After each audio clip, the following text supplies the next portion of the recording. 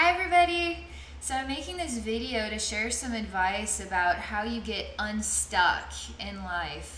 So the experience of being stuck is kind of diverse. You could feel stuck in a job, right? You could feel stuck in poverty and you can never just get financial freedom.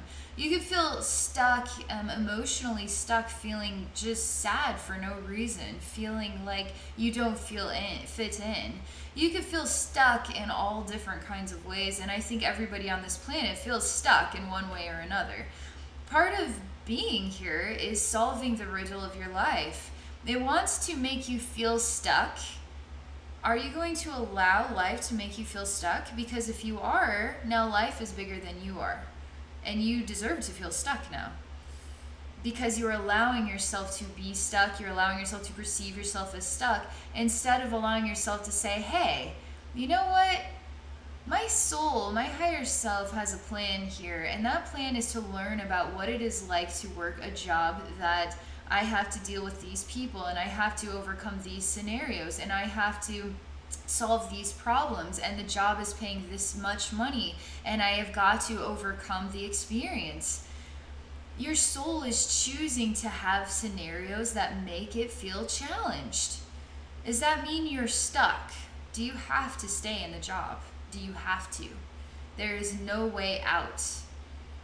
That is an illusion. Nobody ever has to stay stuck in a job. Nobody ever has to stay stuck in a relationship. I know this stuff gets far more complicated than the simple advice of saying you don't have to be stuck. Some people feel stuck in a relationship because they can't afford to take care of their kids without being together, even if they can't stand each other. And they can't work through their problems. And it is creating a sense of severe misery and suffering in all aspects of their life, but they cannot separate because of financial reasons. Again, is that the only way? Is that the only solution? Is that the only experience? Some people, they're afraid of knowing what it is like to go without. And so they feel stuck in a situation because they don't want to be without all of their belongings or their big, beautiful house, or they don't want to let go of things. So now they're the reason for feeling stuck. Well, I can't sell my house. I've been trapped in my house for the last 3 years. Well, why not let your house go? Fuck the system. You don't have to have excellent credit in order to survive in this world. Yes, I do. I can't file bankruptcy. I have to have excellent credit. I'm going to stay in this house until it sells. Okay, then stay in the house. Be at peace with the process of the house selling. There's clearly something else you are supposed to be experiencing during this time. There are options. There are always options, and for some reason our minds tell us that the alternative is way worse than staying where we are. So we're going to feel miserable and stuck in our situation without allowing ourselves to say, hey, you know what? There's a good reason why things are the way they are, and I'm going to be at peace with my situation. Or I'm going to do something totally outside the box. I'm going to do something totally crazy. I'm going to let everything go, fuck my credit. I'm going to live in my car for a year, and I'm going to learn what it is like to do things totally differently. You see what I'm saying? Who says that you have to live by the rules of society? Who says that? Society says that. It doesn't mean you have to. You can follow your heart. You can allow a terrible jam to unjam by doing extreme things that are not like yourself and learning more about what it is like to live than what it is like to be stuck. Allow yourself to embrace what other problems are on the other side of that fence so you can learn about new things. Or stay stuck. Don't do anything different. Continue to bitch and complain that you're stuck. And say there's no way out. There always is a way out. Always. It's what are you ready for? It is what are you capable of allowing yourself to experience. Some people, if they allow themselves to experience total loss, they'll actually gain so much more in life. They'll gain freedom. They'll gain the learning of letting go on a level they could never even imagine that they would choose to do that. They will meet totally new people. They will discover that they don't need to have a big house and a car and all of this stuff and excellent credit, that they can get on their own and learn more about their soul and their life by doing things extremely differently than they ever thought possible before. This world creates so many expectations, reasons for you to be extremely responsible, reasons for you to not do that because that is bad, so I better not try. It continues to imprison you in your own self-illusions of what is right or what is wrong, when truly the only thing that is right is to follow your heart. The only thing that is right is to fill yourself with the infinite potential that you own this life, and this life does not own you. It's just a life. It is just a freaking life. You can do whatever you want. You can do whatever you want to do.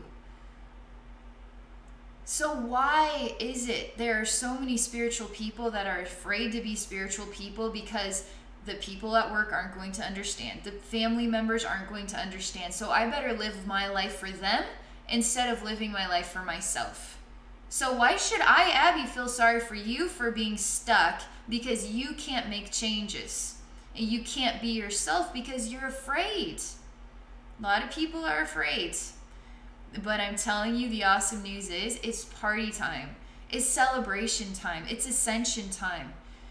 It's realizing the old world is gone. And it's time to start dancing to a new rhythm and letting your heart shine, letting your soul shine, and letting it shine into the faces of those people that are still afraid and holding on to what was. Stop holding on to what was because everybody else still is. You are not stuck in a relationship that is miserable and destroying your heart and soul and making you want to die.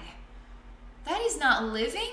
That is sticking with the illusion because you're believing in money is the most important thing and is the only thing that is going to keep your head above water. If you ask your kids what is more important, having money or having love, what do you think their answer would be? What do you think they would encourage you to do? I just want you to be happy, Mom. I just want you to be happy, Dad. That's what kids always say. They don't say, I need you to have enough money to take care of me.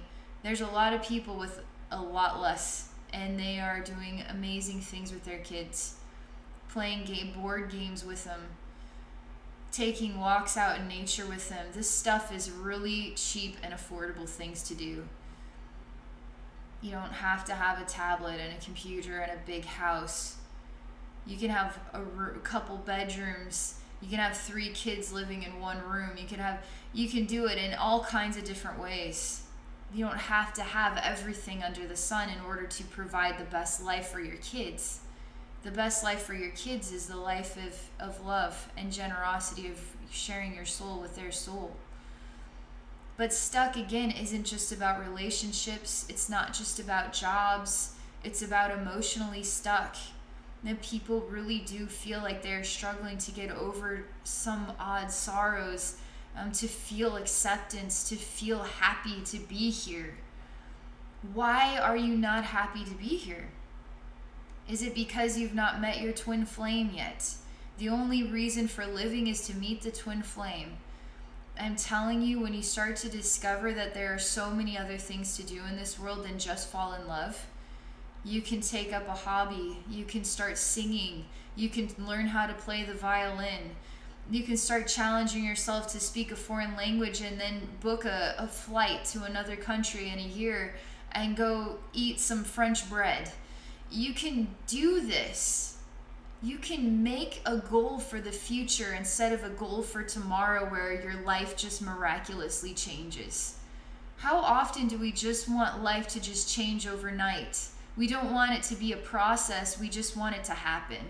Why has this not happened for me yet? And then we just dwell on why it hasn't happened for me yet. And now we are staying stuck without even realizing it. It's our issue. We are the reasons for why we're stuck. We are the reason for why we are stuck. Now we don't want to admit that. Because we don't want to be stuck. Because being stuck is challenging. It makes us feel gross inside. It stinks. You gotta see it's an infinite universe with infinite potentials. One thing about unsticking the attachment to sorrow or inability to access the bliss of life. This is part of the old earth illusion. This is part of you not transitioning into the new earth reality. The new earth reality is that you are yourself now, and that you can be yourself, and it is safe. Nobody is going to persecute you. Nobody's going to burn you at the stake in this time.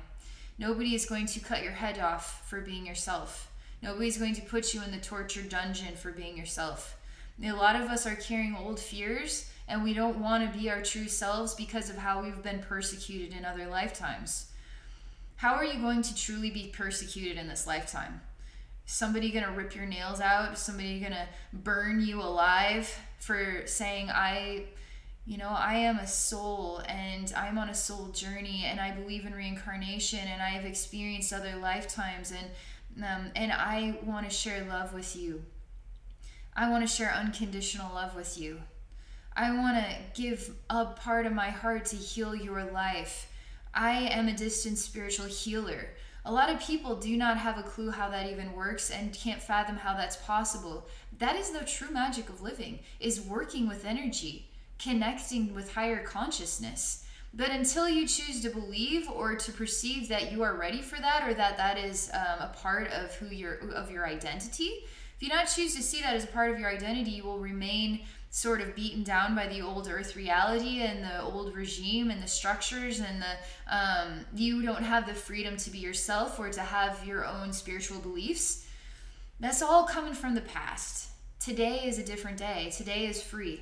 Today we don't care what it takes to feel love and to be able to express love freely. Don't hold on to the old structures, okay? Don't hold on to the fear of what other people are going to think. Don't hold on to the big house that is making you feel miserable and stuck inside of it for years. Let this stuff go.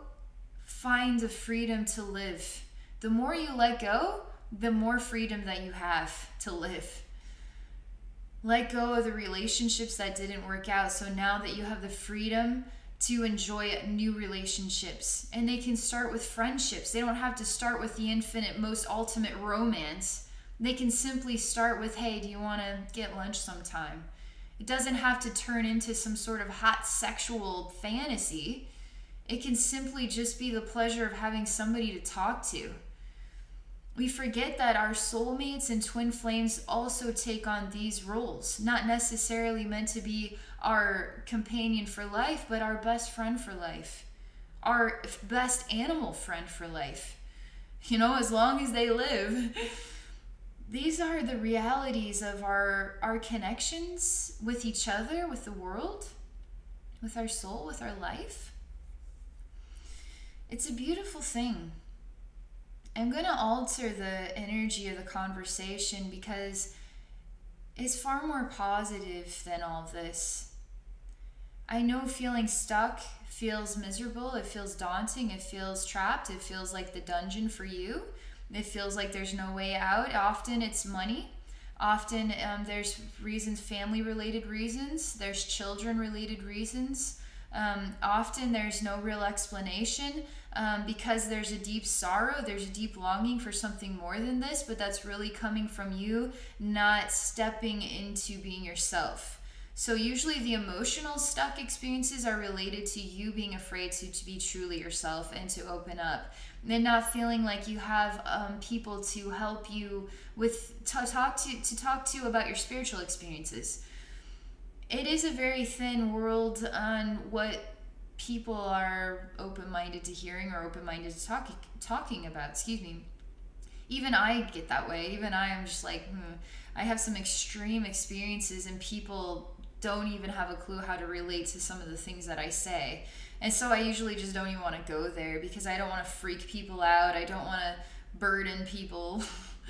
But that's me taking away from their opportunity to really learn and grow, and that's me making myself feel more stuck into certain conversations instead of just being myself to talk about what I really want to talk about inside my heart. So even I experience feeling stuck in my own unique ways. But it's a positive thing, okay? It's positive because you really got to embrace the fact that the world is changing and we're all trying to get used to the reality. We have access to anything we want, and we need to make our primary purpose about love. That is most important. It's about love. And that's beautiful. That is beautiful. That is amazing.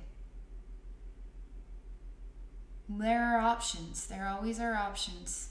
And choose to find the freedom. Choose to follow your heart no matter what it tells you to do in order to access your freedom. That's part of the soul journey. That's part of the learning. And it's beautiful. I'm just going to say that. I'm going to let you digest this.